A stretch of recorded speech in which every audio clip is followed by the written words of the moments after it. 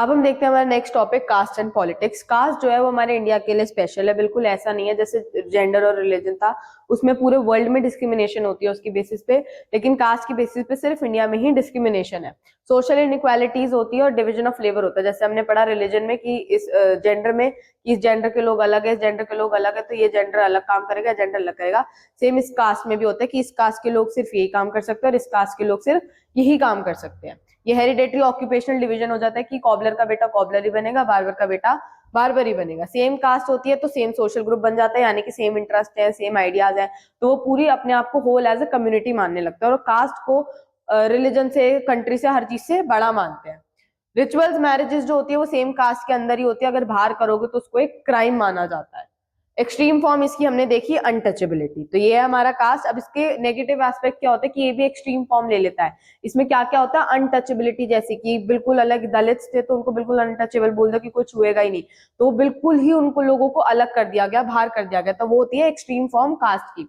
Modern India में आप देखोगे कि अब इतना ज्यादा नहीं है। अगर आप बस में जा रहे हो, अगर आपकी बस की साइड वाली सीट पे कोई दलित बैठा है और आप ब्राह्मण हो, तो आप बिल्कुल भी इस चीज को लेके नहीं होगे हाई ये तो अनटचेबल है, बिल्कुल नहीं, अभी बिल्कुल खत्म हो चुका है। लेकिन स्टिल अभी भी प्रिवेल करता है, अभी भी कुछ रीजन ऐसे हैं जहाँ पे सिर्फ अपनी ही कास्ट के अंदर शादी होती है। अगर कास्ट के बाहर शादी करते हैं तो उसको क्राइम माना जाता है, बहुत ज्यादा लड़ाई वगैरह हो जाता है। अनटचेबिलिटी अभी भी कुछ विलेजेस में बोला जाता है कि बिल्कुल ही अनटचेबल से इनको मत छुओ। और लोअर कास्ट जो है वो तो अभी भी पीछे ही है, क्योंकि वो बहुत टाइम से पीछे चलते आ रहे थे, अभी भी उनको इतनी ज्यादा अच्छी अपॉर्चुनिटीज नहीं मिली है कि वो एकदम से ग्रो कर पाए, तो वो इकोनॉमिकली काफी पीछे। अब हम देखते हैं caste and politics. Caste and politics का मतलब क्या होता है कि कास्ट को पॉलिटिक्स में लेके आ जाना और उसको फिर रूल करना।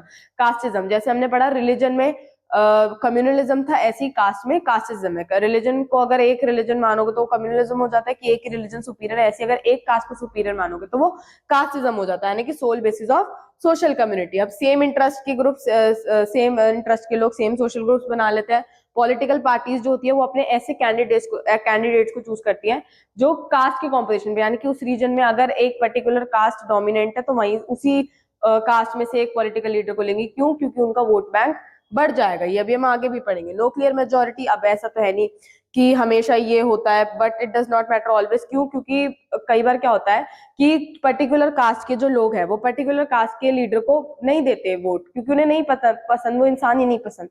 समझ रहे हो कि उस इंसान को वोट नहीं देंगे हम दूसरे वाले। कई बार क्या होता है पार्टी के लिए बहुत ज्यादा लॉयल होते हैं लोग, इंस्टेड की वो अपनी कास्ट के लिए बहुत ज्यादा लॉयल हो कि अगर मैं तो बीजेपी को ही दूंगा, मैं कांग्रेस को वोट नहीं दूंगा, या फिर मैं तो कांग्रेस को ही दूंगा, बीजेपी को नहीं दूंगा, चाहे मेरा लीडर बीजेपी में जाए, चाहे मेरी कास्ट का लीडर कांग्रेस में जाए। ठीक है। और आपने देखा होगा पार्टीज जो है वो चेंज होती रहती है, तो अगर कास्ट के बेसिस पे होता तो ऐसा तो कभी होता ही नहीं कि कोई पार्टी चेंज होती। क्यों? क्योंकि उस कास्ट के लोग तो वही रहेंगे, तो वही पॉलिटिकल पार्टी बार बार आती है। लेकिन ऐसा नहीं होता, पॉलिटिकल पार्टीज चेंज होती रहती है, क्योंकि यूएफ क्या कहता है, यूनिवर्सल एडल्ट फ्रेंचाइज क्या कहता है, वन वोट वन वैल्यू। कई बार क्या होता है कास्ट की जो कास्ट होती है एरिया में वो डोमिनेंट नहीं होती, वो एरिया में जो लोग हैं, जो वहां का पूरा एरिया है, वही डोमिनेंट होता है किस चीज को लेके।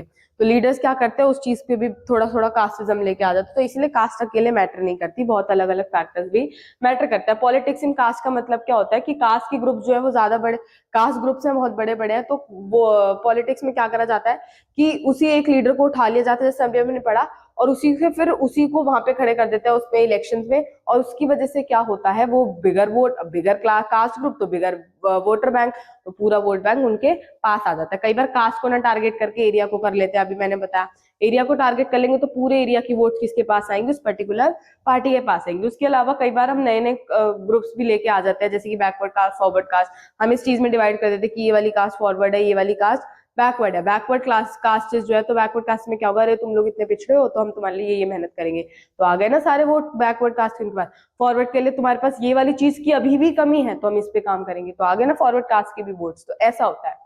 अब ये चीज अच्छी है कि गलत है, तो इसके दो व्यूज है, पॉजिटिव भी और नेगेटिव भी। क्या पॉलिटिक्स इन कास्ट पॉलिटिक्स में होनी चाहिए कि नहीं होनी चाहिए? तो उसके देखो पॉजिटिव चीजें ये है कि जितने भी डिसएडवांटेजेस ग्रुप्स होते हैं, जैसे कि दलित हो गए बेसिकली अनटचेबल जिन्हें हम बोलते हैं, तो उनके साथ अभी भी बहुत गलत करा जाता है। दो ज्योतिबा फुले, बी आर अम्बेडकर, ये ऐसे लीडर्स हैं जिन्होंने इनके लिए बहुत काम करा और अभी इसी की वजह से अनटचेबिलिटी अबॉलिश्ड है, लेकिन स्टिल बहुत ज्यादा बैकवर्ड नहीं है।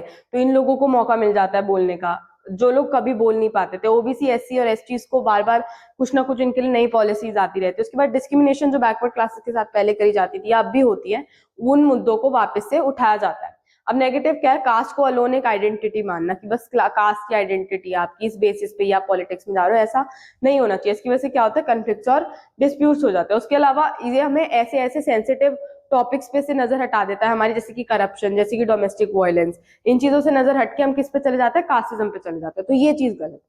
ठीक है, ये था अब हमारा कास्ट एंड पॉलिटिक्स। अब ये चैप्टर हमारे यहीं पे खत्म होता है। बहुत छोटा सा चैप्टर है, ज्यादा डिफिकल्ट कुछ भी नहीं है, थोड़ी सी मेहनत और आपका ये वाला चैप्टर कंप्लीट। Thank you.